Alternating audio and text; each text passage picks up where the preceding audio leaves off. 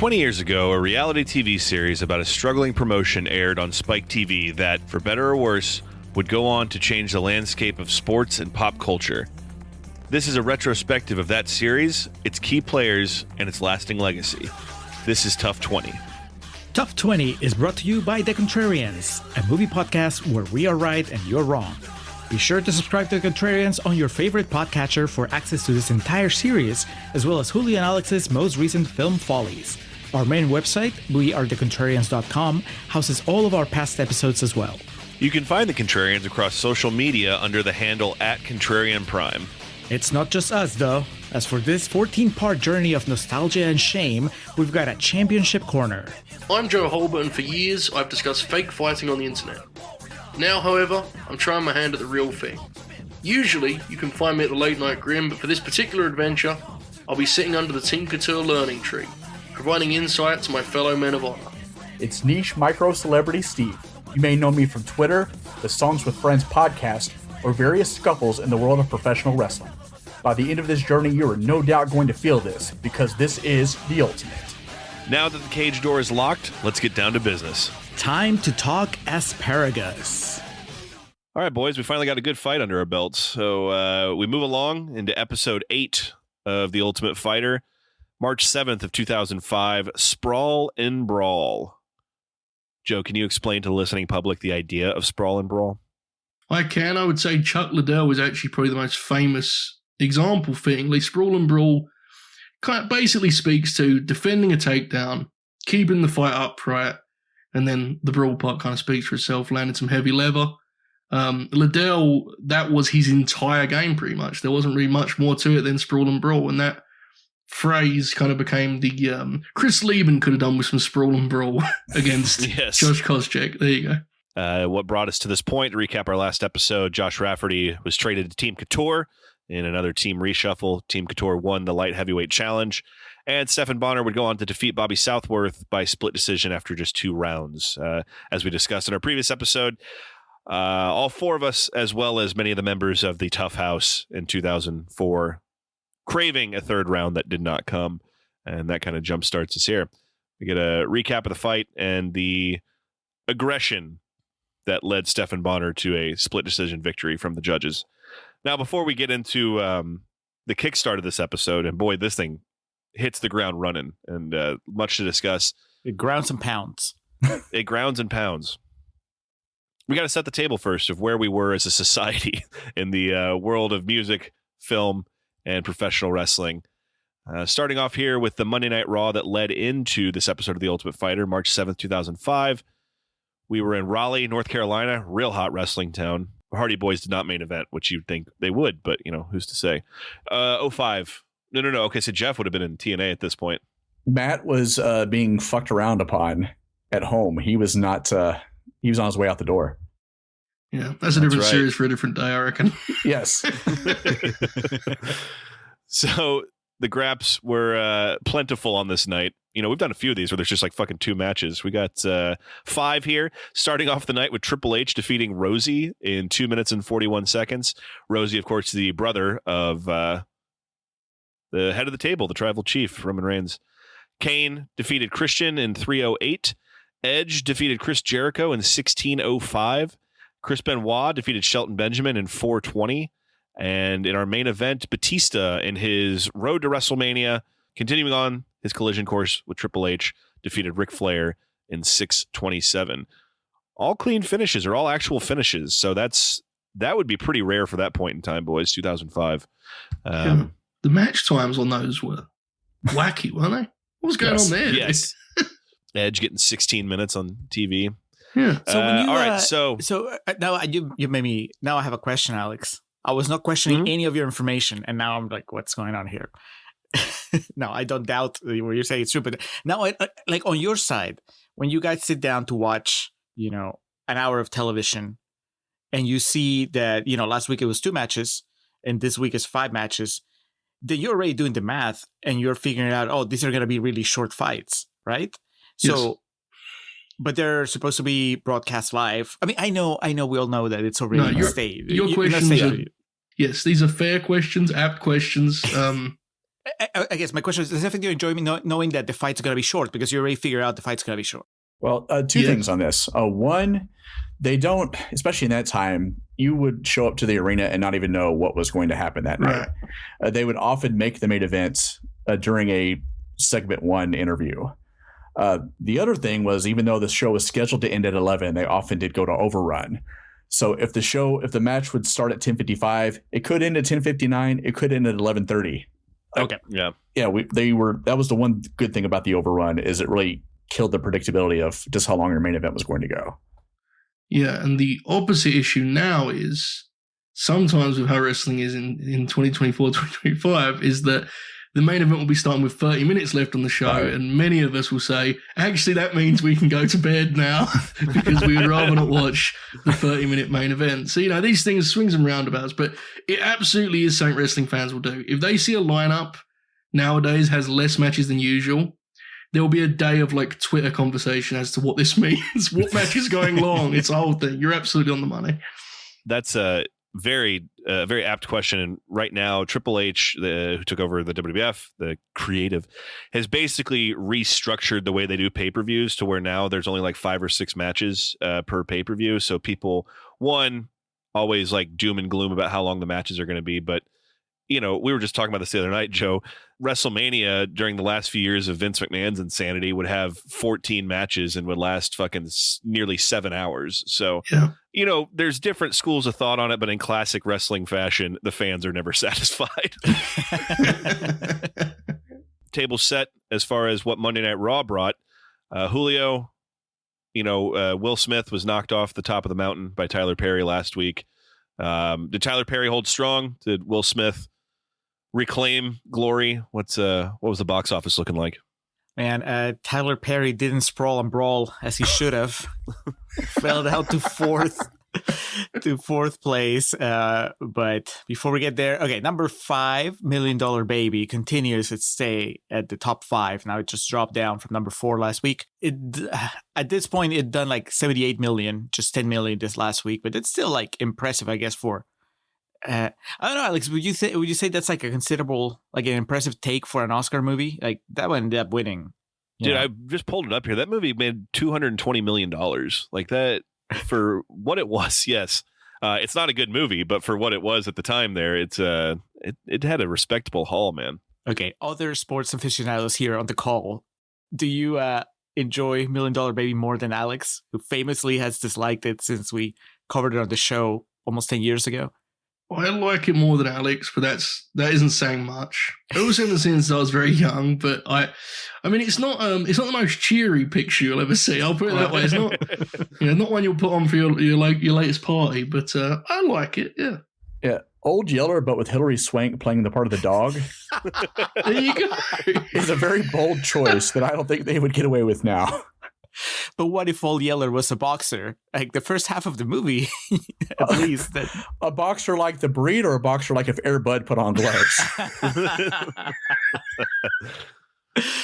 The poster's so ominous. I forgot about that. And I do always love the shot of Morgan Freeman in the shadows watching Clint Eastwood murder Hilary Swank with the adrenaline injection. I guess you would say euthanize, but anyway. Depends on your political party affiliation. God, it won Best Picture, Director, Actress, and Supporting Actor. They got 4 of the big ones. Yeah. All right. Well, number 5, it's on its way out. Spoiler alert, it doesn't make it past this top 5. Diary of a Mad Black Woman fell to number 4. Now at 39 million, it made 13 million this week. Will Smith jumped over, it beat Tyler Perry in its 3rd week, so it moved back up, but only to 3rd place with 15 million, 141 million total. And then the top 2 spots are brand new movies that just came out. Before I tell you which ones they are, I'll tell you a movie that didn't make it to the top 5, but a movie that I somehow watch and remember still. The Jacket came out March 4th. That's a movie with Adrian Brody and I think Keira Knightley. Has anybody heard of The Jacket? No. Oh. I'm looking it up right now, though. The only memorable thing, I think, is the ending, which is kind of a mindfuck of a twist. And so I can't tell you about it because someday you might watch The Jacket and, I don't want to spoil it for you, but it's kind of a weird one. I think I still own it on DVD. Look up the jacket if you want your mind blown 90 minutes in. But then the two big releases. Number 2, a movie we did on the show, Alex. Be Cool, 28 million opening.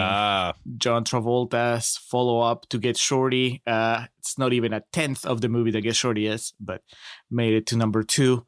And number 1. That is a movie that kind of is infamous in wrestling circles because that movie led to a big fallout between Vince McMahon and The Rock, because that was right around the time, right, where his contract lapsed because Johnny Ace forgot to re-sign The Rock. And also Vince, being a normal person, was mad that Dwayne played a gay man in a movie. And so it led to a bit of a dissension there. Possibly the best, maybe only part of that movie, Be Cool, is The Rock. Yes. At the time, Alex, it's funny because at the time I was nowhere near as familiar with The Rock's exploits and his mannerisms as I am now. And so when he does the eyebrow thing in Be Cool, I just thought that was part of the character he was playing in Be Cool, as opposed to just being The Rock being The Rock. I do remember that was like one of his first getting props from the film community, because he is really funny in that. I remember that was the general sentiment was he was the best part of that movie. He's got a future movies. One day he'll be Black Adam. All right, number 1, Alex, not The Rock, but the man who went toe-to-toe with him on film, and I think to a draw, maybe, Vin Diesel in The Pacifier, 36 million opening. Wow. It didn't always used to be better, boys. Accurate. Oh, I forgot all about that movie. Brittany Snow, Brad Garrett's in it, Lauren Graham. What a time to be alive.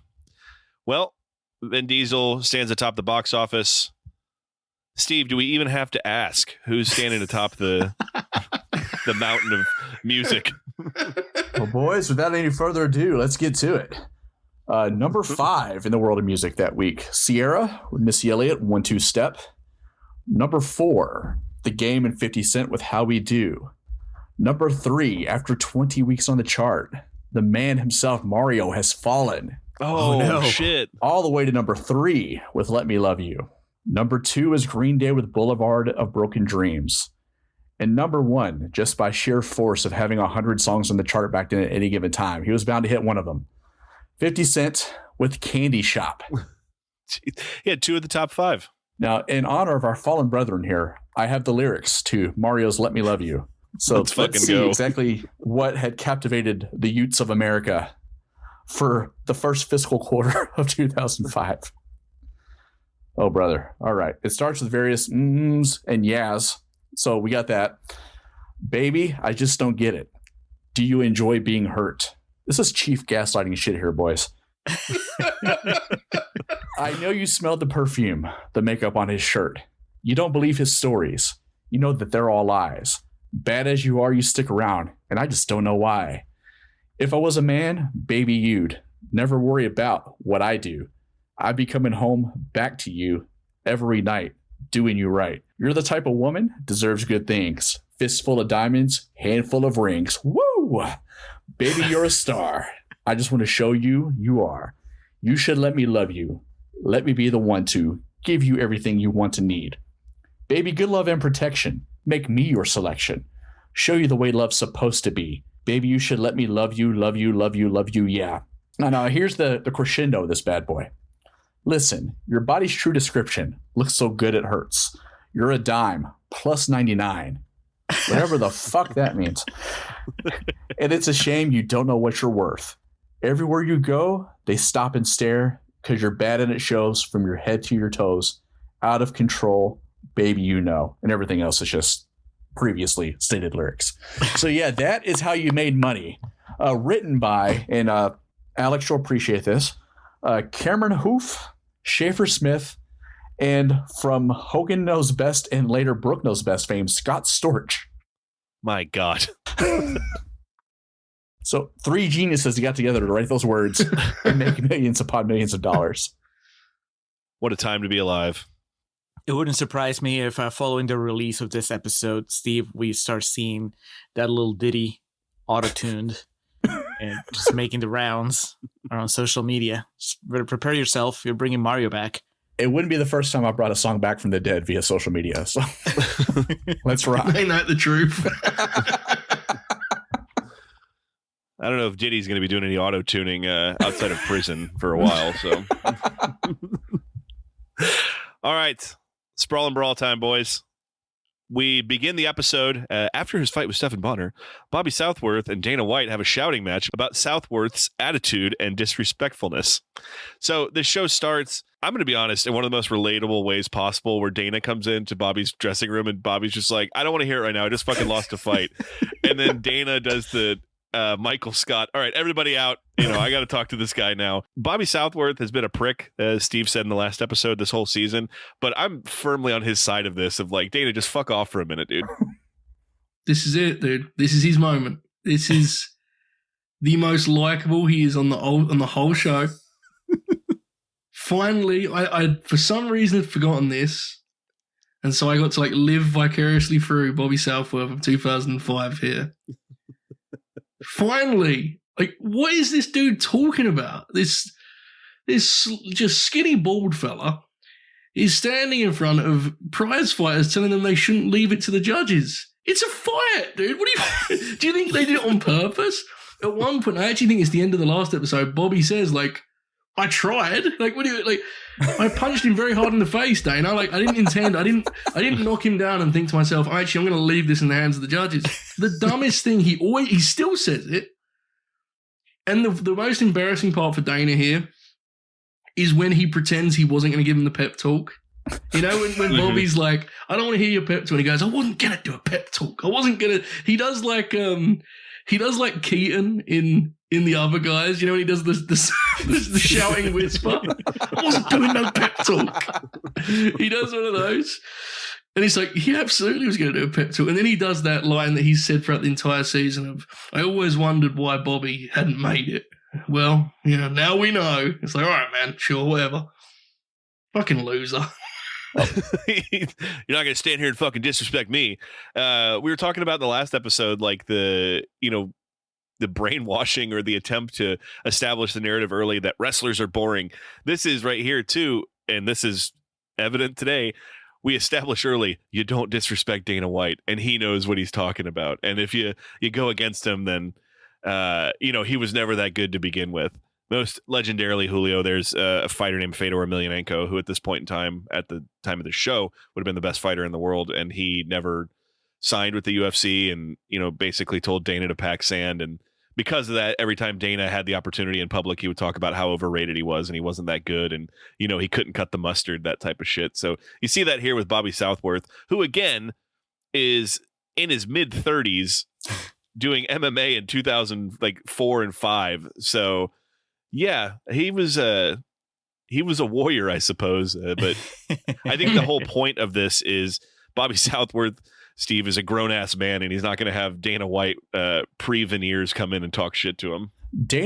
Dana's outfit was very reminiscent of that picture that conservatives show of Batista, where they try to point out that he's gone soft. He's got the long blazer. The only thing missing was the pearl necklaces that Dave's been sporting. I would say, to Dana's credit, as soon as Bobby starts giving him shit, Dana's like, well, this is the business you want to make money in. I am the boss of this whole damn industry. It's probably in your best interest to shut the fuck up and listen to what I have to say for a minute. Yeah, it was just Dana being Dana. And you hear this with pro wrestlers. If you've never taken a bump, you don't have any right to tell me how to do my job. We get some of that with Bobby here. Look, I was literally trying to knock him down. He's a piece of iron. I don't know what more I can do. Just give me a minute to get my life together. And Dana's like, no, you're going to hear what the fuck I have to say, pal.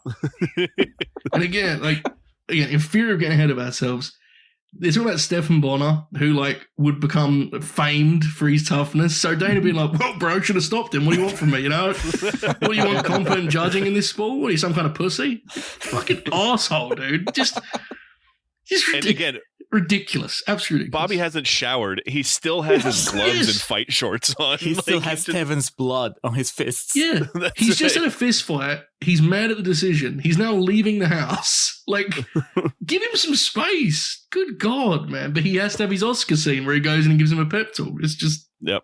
Right before this, there was a talking head of Forrest who said, well, this gives me hope that you could fight like shit and still be declared the winner.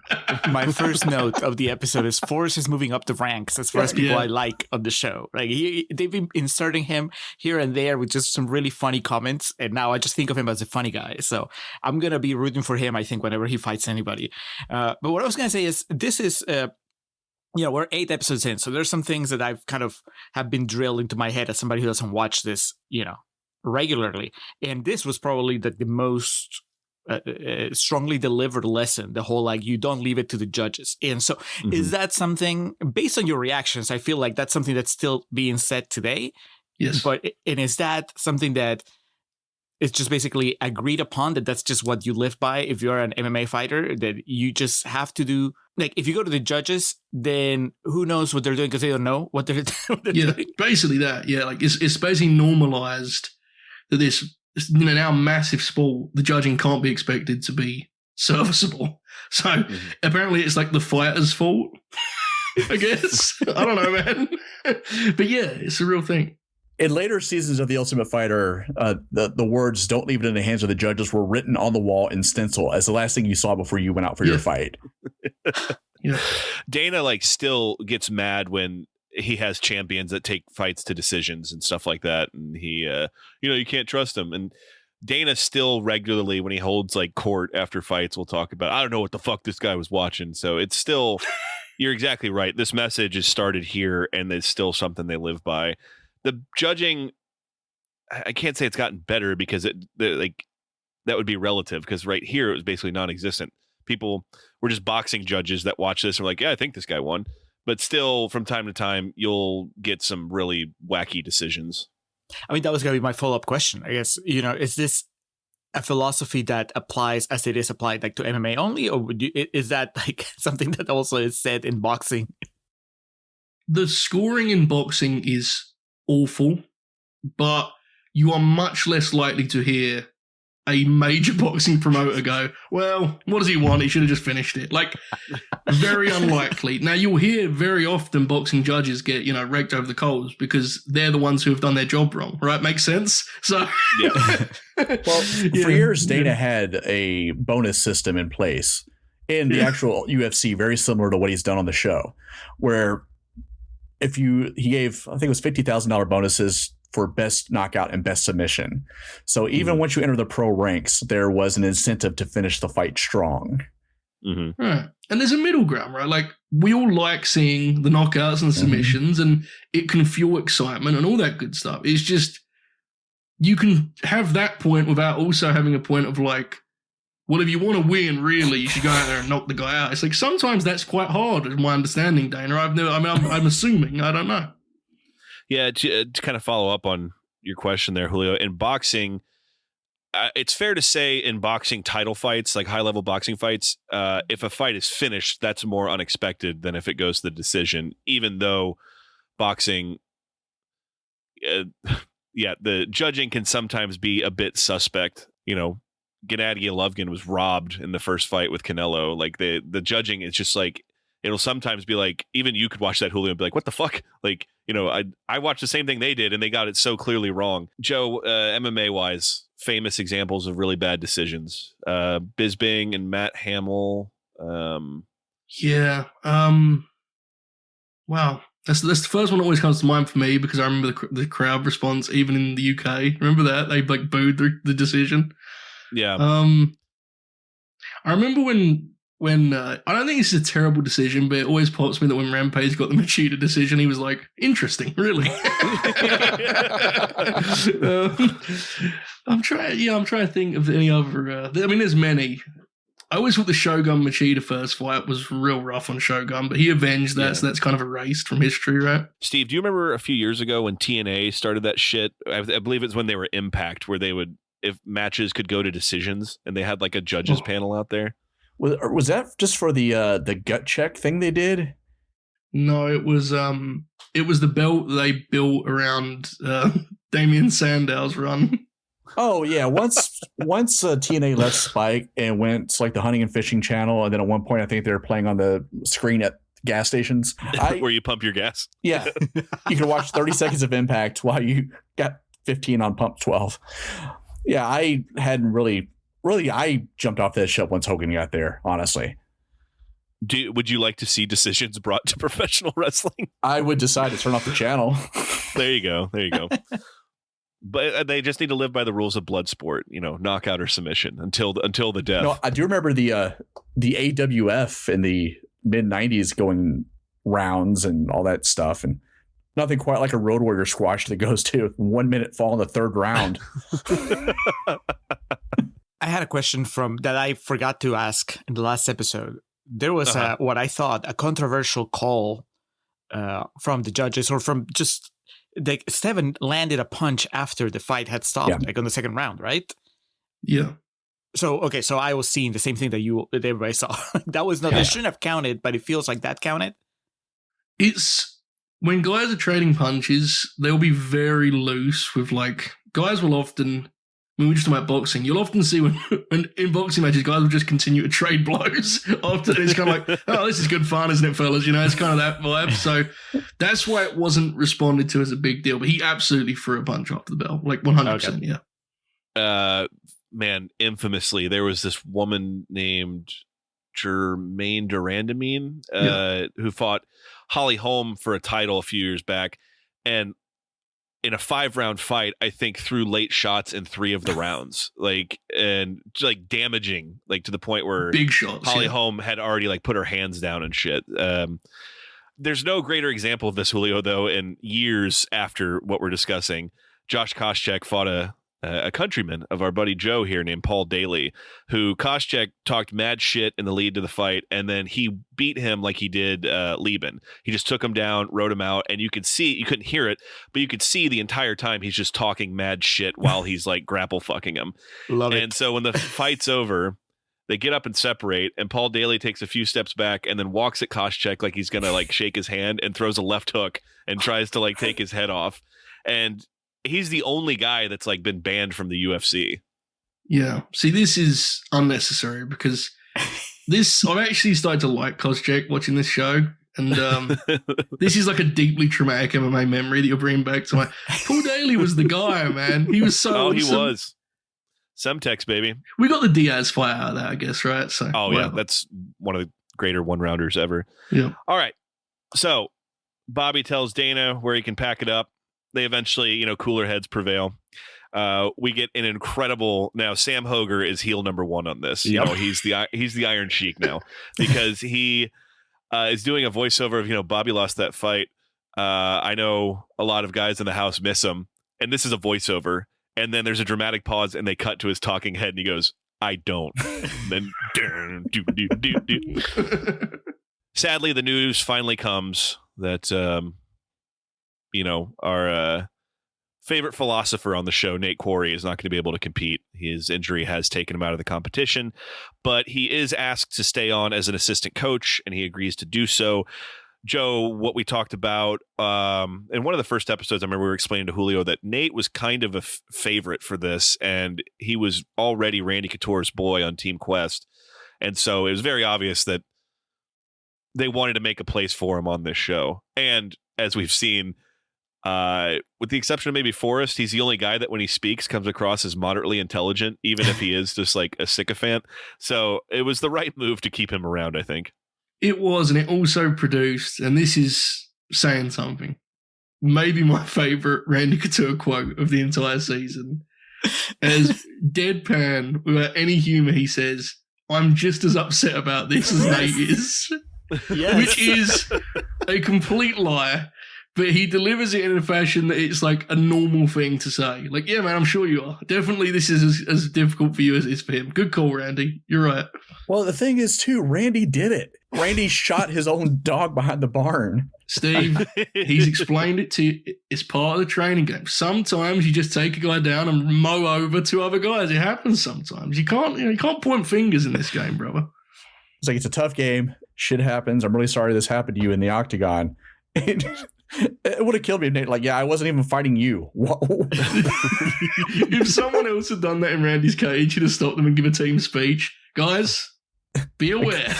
Occasionally you're sparring, a log rolls down a hill and mows you over. Shit happens. Keep your chin up. Better luck next time, kid. Nate sitting there like, in near tears at the state of his ankle, and Randy's just sweating profusely, standing over him going, it's probably just a sprain. X-ray won't hurt.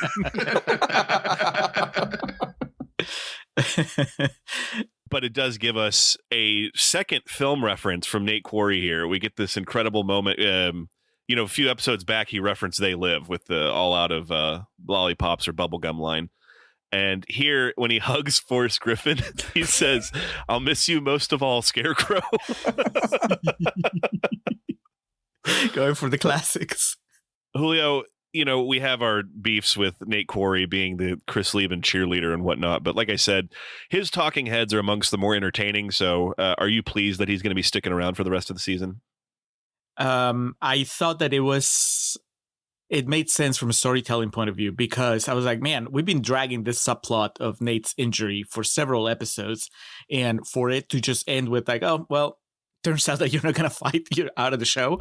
It felt really anticlimactic. So when they made the announcement that he's actually going to stick around and be an assistant coach or whatever he is, I was like, all right, well, that makes sense. The transition, his character is not gone. They moved him somewhere else. Like, I thought it was a good way of dealing with what I'm assuming was an unexpected development when they, cast the show. So that part I'm okay with.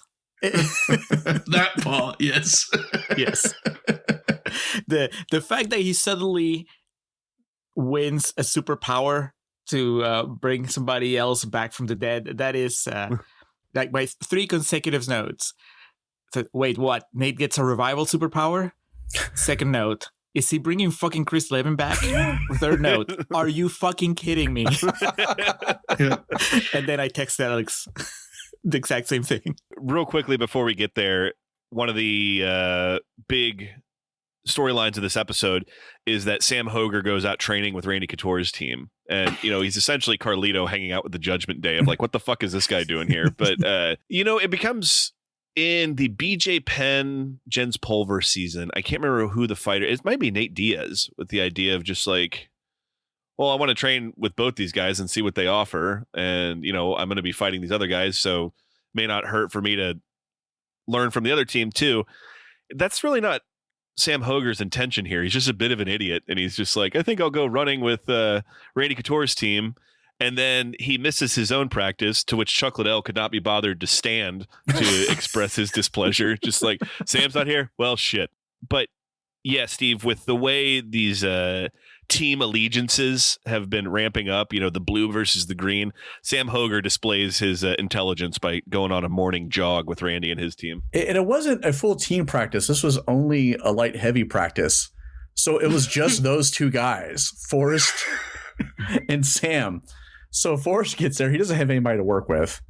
Meanwhile, Sam is in the middle of the desert just wandering about. And well, I probably should have got more information. Just absolute top tier dipshittery on display by Sam Hoger here. And it'll come back to bite him in the ass with his teammates, kind of revolting against him. But as Julio stated, there is a return. We get the cinematic shot of the shoes and the feet walking towards the house. He's got those white sneakers with a khaki cut. I had shoes just like those. I think mine were Dickies, but the frayed jeans at the bottom. And I don't know how you can interpret it as going to be anybody else but Chris Leben, but he opens the door and the house reacts. He's in real time been gone maybe 4 days, and they're acting like he just got back from the shit. But also he's acting like he's a completely different person. Right? This is Leben 2.0. He's like, I had a long time to think about what I'd done on the flight home and then subsequently the flight back.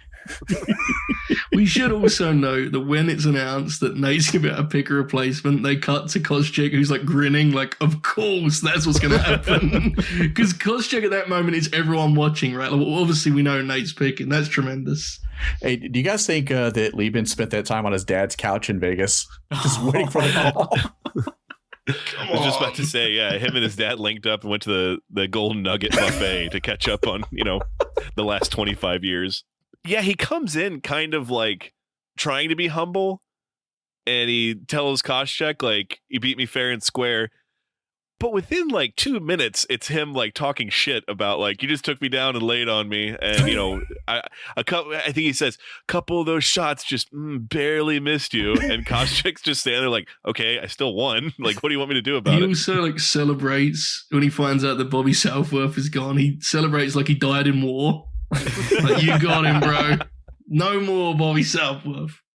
There is an amazing moment in the kitchen where Sam Hoger, being the idiot that he is, I think he is just trying to be cool and like blend in with the boys. And he says to Leben, he's like, what's his name's not happy that you're back. And he's acting like he doesn't know Josh Koscheck's name. They've been on the same team and training together for weeks. And Leben's like, who? He goes, oh, you know. And he goes, Koscheck? He's like, yeah. That was the point of no return for me with Sam, dude. Like, because that's beyond just being dumb. That's at that point, I did wonder if he was actively playing with the way they perceived him. That was outrageous. What need was there for him to say that? Yeah. So at this point, I would like to praise my co-hosts here for being able to keep their mouth shut about the return of Chris Leben for, now 8 recording sessions. That was really, I didn't see it coming. I had no idea this could happen. And you guys heard me celebrate. Yes, we did. Saw me pump my fist when Leben was out. You knew how much I disliked him. And deep inside, you were laughing because you knew that 2 episodes later, he was going to be back. That brings me joy that you guys were able to pull that off. I got to this episode unspoiled. And honestly, all kidding aside, I think whether I like Leben or not, which I don't, I think that it really is an interesting turn in the story. I don't know at this point if this means that he's back as the main antagonist, so to speak, in the story, or if we're still going to have Sam. But the fact that he comes back and he seems to at least be trying to have a different attitude about it. He's not as wild. He says when in his first talking head that he talked to the coaches, he talked to Data, and they told him that they would bring him back, but he needed to calm down. I'll be interested to see how that plays out. The turnaround time is so short. I wonder if they had him in the UFC van outside of the house. And like, look, if we let you in this house, no more fucking around, pal. You got to keep your chin up. You got to clean your room. You got to do your chores.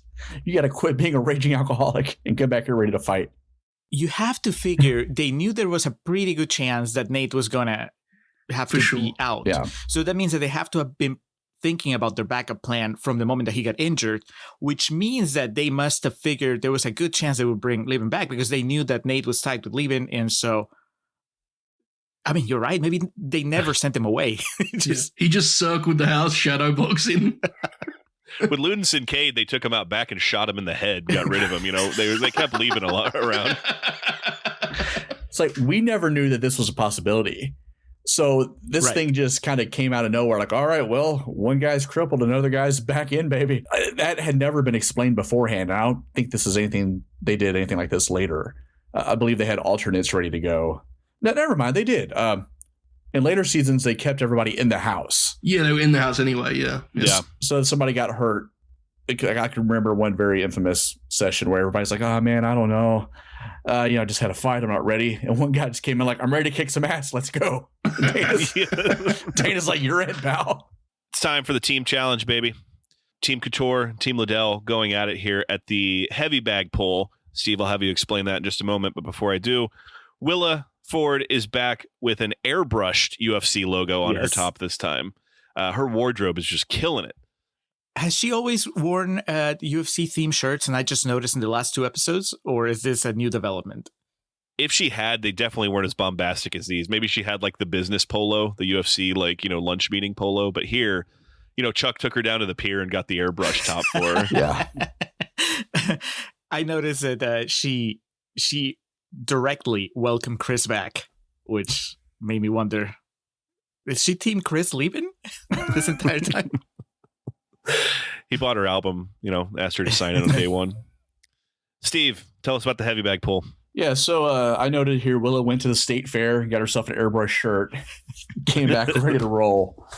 So this is, everything about this is insane, right? So they have actual heavy bags like a boxer would use to train, like a punching bag, that are chained to their Forever 21 jeans. And they are wearing these jeans and boots and no shirts and just dragging these things through the mud. It is absolutely strenuous and insane. And again, there's no proper footing. They're out there in fucking lugs, boots, dragging heavy bags in the mud. It's just ACLs are tearing left and right. And they bring out is it like a street cleaning bus they have that just like wets down the area? I guess so, but then these are the middleweights, so they're the smallest guys dragging these heavy bags around. It is just a recipe for disaster. And which Team Couture ends up winning because Again. Yes, the Team Couture is a unified front. Yes, Mike Swick declares, quote, "We have the power now." He's right. He means in terms of fight selection, but his point stands much wider and broader than that. Because the tide is turning. You can feel it. You can feel the Chuck's starting to look concerned. Now, there may be other reasons he's concerned, but time will tell. I don't know. It's Chris's first day back, and he's like, well, I lost my fight last time, but it felt good to win something. At least he has the moment where he's like, beating Kosh in a challenge, and I was thinking, oh, please, Chris, please. And he goes, it isn't the same as a fight. I thought, oh, okay, at least I was concerned he was going to do some sort of, we're one each, brother. Here we go.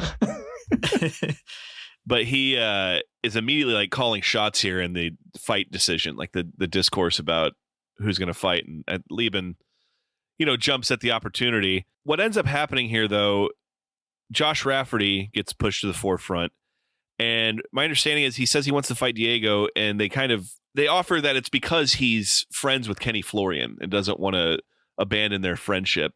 And then he also, after he picks him, is explaining to Koscheck, like, I got a better chance against Diego, standing. And Koscheck's looking at him like, dude, you done fucked up, boy. I genuinely believe this may be the greatest 5 minutes of the Ultimate Fighter ever. Because Josh, this is the most detail he speaks with in the entire program. Explains thoroughly why he cannot beat any of these men. Yep. It's 8 episodes of him being just firmly in the background. Nobody has any reason to have any connection to this character. And he finally gets the spotlight, and it's just one excuse after another why he doesn't belong here. Yeah. And his conclusion is, even though he basically says, I'm my least I'm least likely to lose. And he's explaining this, and as you said, Koscheck is looking at him like he's insane. Koscheck, in a lot of ways, on rewatch, he kind of is the audience in some ways. It's very interesting, that part of this deal, I must say. So do you guys agree though with obviously? Well, what were his options? I mean, really, it was those 3 guys, right? And he would have lost against any of them. Yeah. But do you think he should have picked Kenny? Yeah. I haven't seen Kenny fight, so that's why I don't know. Kenny's size alone, and the fact that he's not as if you're spoiler alert, things are about to go pretty swift. I think he would have had more time in the octagon at least with Kenny. Yeah. But the issues are he's just not. He really doesn't belong there, to be honest. That's the reality of it. Okay, but so now my bigger question is, what is the strategy here from Team Couture? Because they have to have known that Josh Rafferty was going to lose the fight. They knew that there was nobody on the other team that would be even a fair fight. So, Leben opens by saying, "I could just fight Koscheck again," and then he backs off, and that made me think, okay, so he knows that the fight with Koscheck needs more build-up. It needs a few more episodes before it happens. Yeah, but is that a good call to just send your weakest guy be burned? And here's why, Julio. This isn't one of our guys. This is not a Team Green guy. This is one from the other side who he doesn't understand our culture, doesn't understand what we represent in the sport. You just cash him in, just get Diego and deal with him. We'll worry about our guys and our culture as a team, as Team Green moving forward. So I think we did the right thing. We sacrificed him, basically. I think it was the right thing. Right, but then what that means is that once again you got to be one man down. So you're going to send somebody from Team Chuck over to you, which means that you could end up with what cost check on your team. Win some or lose some. You know, I mean, it's ups and downs. I mean, there wasn't really. It is a great moment when Chris Leben, who's full of bravado, even he goes, I mean, I would like a little time, guys. I mean, I would really appreciate if I could just sleep in the bed tonight and chill out for a little bit before I fight. That is a great moment, legitimately, all bits aside. But yes, I mean, yeah, the inevitable, regardless of which route they take here, I think this is a pretty rough situation. Whether it's due to the editing or due to him not really caring, but Couture kind of like stands back and lets just this conversation happen without any input from him. I think he's fully aware that Josh is going home. The end is nigh. Randy's talking heads in this episode are very perplexing because for some reason he has like a floodlight shining on his face during them. He's got his head like tilted down with the brim of his hat. Like, I don't know why they had the fucking bat signal shining on his face while he was cutting these, but he's clearly like drowned out by light. And he's there, you know, talking about Nate and the fights here. And yes, Randy, much like all of us, even Josh Rafferty knows this was a bad decision. In risk of spoiling the rest of the season, Julio, there is no fight announcement that is delivered with less confidence than what Josh Rafferty does here, calling out Diego Sanchez for a fight. And Diego, you know, he's all about it. He apologizes too. He basically apologizes to Diego. I really didn't mean anything by it. I swear to you, it was the best option I had. I apologize to Diego. It's incredible. Cause a truce before the fight. All right, so we have the main event in our closing slot here. There may be an overrun, but before we get there, we go back to Sam Hoger as our main character, and Steve, out of anger of the training with Team Couture, the sparring session, the heat is turned up a little bit. You know, they got the 7 on Brawl. Yes. And this is essentially Sam Hoger working an IWA Mid-South show, and he's up against Bull Payne and Mean Mitch Page because they're just wearing this boy out in the ring, man. Hey, you know, sometimes the dad has to teach his kid the lesson the hard way. And you don't skip school and expect there not to be consequences. To his credit, though, Sam takes his ass kicking. Oh, yeah. He does. Yeah. Do we think the producers like asked Chuck to do because Chuck, I mean, kind of half-hearted when he lectures him, right? Kind of, you know, I really would have appreciated you showing up the other day, Sam. Like, that's the best they get out of Chuck here. Bless him. You know, Randy would have really got into that role, I feel, you know? Oh, that would have been great, Randy. You know, you got that. These colors don't run, baby, and you're out there mixing with the blue. I'm pretty sure Chuck here, much like every episode, we get the shot of him like talking to someone while he has the what is it, a sidekick in his hand, his old Motorola. Just, you know, the image of him that, like I always talk about, the fucking wide gait he would have when he'd stand. He was just such a lumbering, awkward individual. The culture with all of these guys is they all have the fight shorts and the sandals on at any given moment. In the last episode, they were playing basketball at the YMCA in these fight shorts and sandals. They are ready to kick the sandals off at any given moment and have a fully sanctioned MMA fight. That's a great moment, by the way, where that footage is accompanied by the allegation that Team Liddell is like taking their foot off the gas. Yes. That is an incredible, like, quiet subplot. The idea that they're getting too arrogant. Incredible piece of business. Yep. I did like during that too, it wasn't like Hollywood magic because they basically just show all of them missing buckets over and over again.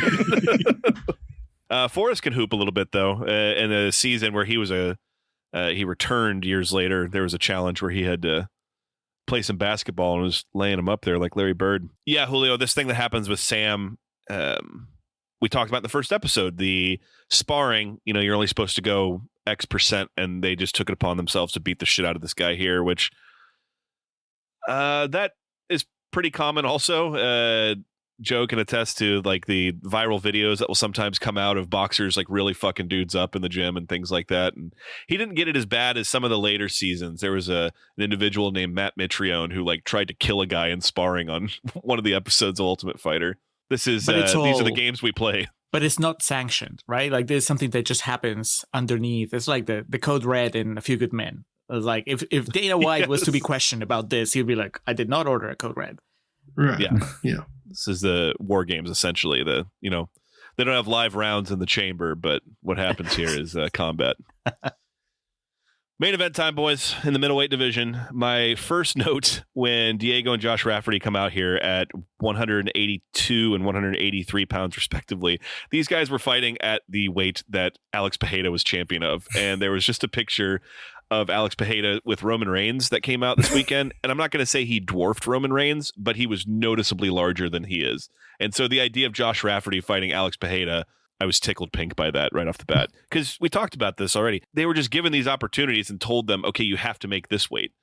I think we've told you, Julio, Diego Sanchez, when he goes on in the UFC, eventually ends up fighting at 145 pounds. And here he's fighting at 185, just, I guess, for the opportunity. It's insane. He is handicapped, though, Alex, because he's been taking horse meds. So I'm sure that does something to his performance. Well, Oh, that's right. We get him wrapped up in saran wrap. when he showed up for the weigh-in, he didn't even take all of his clothes off. He had a bandana on and shit. Like, what are we doing here? Probably had quarters in his pocket. I like when we're on the road to the main event and they do the talking heads and Stephen Bonner declares that Rafferty is a 10-1 underdog. I wrote, all talking heads predict murder. Why did we wrap up Diego in saran wrap? They like covered him in some kind of cream or something, right? Yeah, it was some kind of cream. That was it icy like, hot, maybe? Wherever it was purely a Diego idea because he was like explaining to the guys while they did it to him, and they were like, "Sure, man, whatever." And then he's outside right before the fight in the thunderstorm. Yes. That was crazy. Harnessing the energy for the impending murder. His yoga is amazing. Yeah, the thing with the saran wrap seems like the crew, the camera crew, got wind of it while it was mid happening. Because when they get there, Diego's like in mid explanation, and they've already wrapped him up a little bit. And he's like, "Yeah, keep it going." Diamond Dallas Page also did the saran wrap gimmick. The legend was that it allegedly loosened the joints. I don't believe a bit of it, but those guys are both similarly off kilter, so I'll buy it from them. They're both yoga aficionados. It's another instance of Koscheck being the audience surrogate, because he has a talking head where he's like, "Diego's crazy, man." Fight time. Diego and Josh, both 23 years old. Diego, record of 12-0 at 5'11". Rafferty, 11-3 at 6 foot. Back to Joe's point. When I saw that he was 6 feet tall, I was like, man, he would have had a good range over Kenny, and that would have been a much smarter fight for him. But, they were bros, so they couldn't do it. Boys, in the industry, we call this a squash match, but the brutality is at a different level. There's a bit of a feeling out process. Diego drives him into the cage, hits a vicious ankle pick, and then just absolutely murder fucks this poor young man. He does, and I would argue that the fighters themselves did the work for us here, because in their pre-fight truce, I guess, Diego said, "I'm surprised you picked me." And Josh said, and I swear this is what he said, I rewound it, "I am too."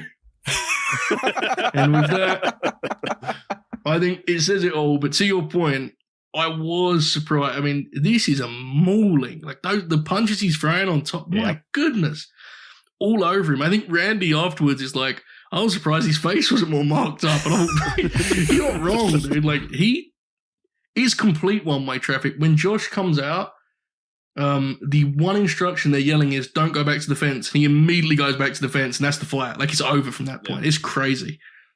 Steve, if I was in this situation, I'd do the exact same thing. But it looks like Rafferty was ready to get out of there and gave up his neck pretty easily.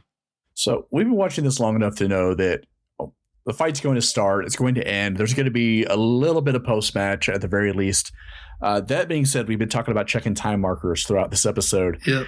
The bell rang to start the fight with 4 minutes and 54 seconds left in the show. The takedown was like he got into a full mount so easily and was just raining punches where it should have been stopped then. So at that point, I think Rafferty is just trying to live. So he's just fucking roll over and do what you got to do, man. I am done for the night. I'm done in life. I'm never getting into a cage again.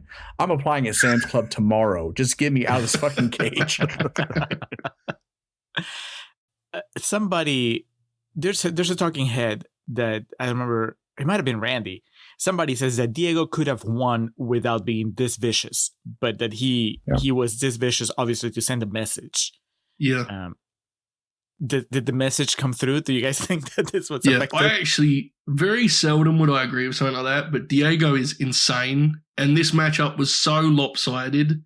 And not only was it a lopsided matchup, but it was obvious both fighters knew it was, so I absolutely buy that in this case. Because at one point, Josh gives his back up for the choke, and Diego, like, brings him back so he can throw more punches. It's gnarly looking. Yeah, Julio, I think this was pretty evident that this was an ass-kicking. This is... I don't know if they're pretty good about matchmaking, like when things are fair and even. What was the last outright just ass whipping on a high level in the UFC? Conor and Khabib? That's a good question. I don't know, but even there's like Pereira and Hill. What was that guy's name? Jamal Hill. Jamal Hill, yeah. That was bloodletting. Yeah. But even that, like, in a strain, I mean, obviously getting one punch knockout is like more embarrassing because like the gifts and such, but you can kind of live with this sense of reality of like, it was one shot. He just caught me. If you're Josh Rafferty, there's no like, he just caught me, right? Like you hit him in the face like 150 times within a minute. Like it was, this was crazy one side because Josh didn't land one strike, right? He didn't throw a strike, I don't think actually. So that was in the post match. One of the guys said, didn't land a punch, a kick, nothing. So Diego Sanchez collects yet another $5,000 check with another rear naked choke victory. And I remember watching this in real time being like, oh, this guy's the guy to beat, man. The other guys are dead men walking compared to Diego Sanchez. So my big question is it going to be a build up to Koscheck Leben part 2? And that's the finale. And I know that that's not obviously, they can't tell because of the way that, there's a little bit of randomness in the way that this all plays out. But it's like the people that are structuring the edit, is that what they're building up to? Or is it going to be something else? And if it is Levin versus Koscheck in the finale, is that something I want? Or is that going to feel is it going to feel like a rehash? I don't know. I guess they have like a few episodes to convince me of whether that's a good thing or not. My question to you guys is, how do you feel about Diego, like after this fight? I was kind of in awe, as I don't have any history with him other than the previous fight he won and his antics in the house. But seeing him be so vicious in this fight made me think of Tom Hardy in Warrior, just when he would just go in and like didn't care about anything but winning.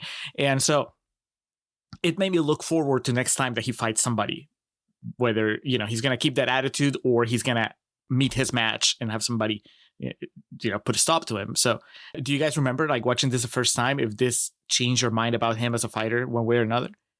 It's very difficult with Diego because in fear of talking for the guys, I think the easiest way to explain any feeling about Diego Sanchez is it's very complicated. Very complicated.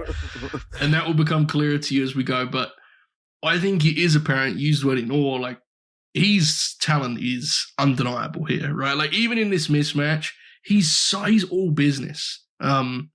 Very clearly the favorite for the middleweights at this point in time. Definitely. Yeah, Steve, if you're Dana White and the people who are putting the show together at this point, between his dominant performances and, just his wackiness, they know they have a star in their hands here with Diego Sanchez. Yeah, and things were still pretty fresh as far as legislation and getting back on pay-per-view and all that. So Dana would try to downplay the savagery of it all. And this was like the best of both worlds. You had a very vicious takedown and pounding and just a very dominant performance, while at the same time the technique was so clean. Like it was very obvious how Diego got to that point. He was just a more skilled, proficient fighter. And they could point to that as the reason for the savagery. It wasn't just cockfights for the sake of cockfights. Diego came in and was obviously a star athlete. And at the same time, I mean, he's nuttier and squirrel shit. And you can sell that kind of personality to anyone and they'll buy it. This guy had money written all over him at this point. Julio, you did say that you don't watch the on the next episode. I do not. And see, It provides wonderful results. Well, I'm not going to spoil what's going to happen, but let's just say the legend of Sam Hoger shall continue to grow. I love it. Thank you for listening to this episode of TUFtwenty. A reminder to subscribe to the podcast, visit wearethecontrarians.com, and follow the Contrarians across social media @Contrarian Prime.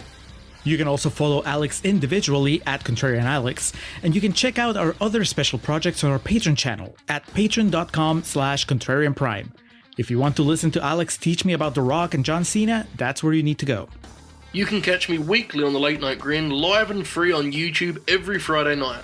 In addition, Alex and I collaborate monthly on Grin Grappler, discussing some of pro wrestling's biggest and baddest.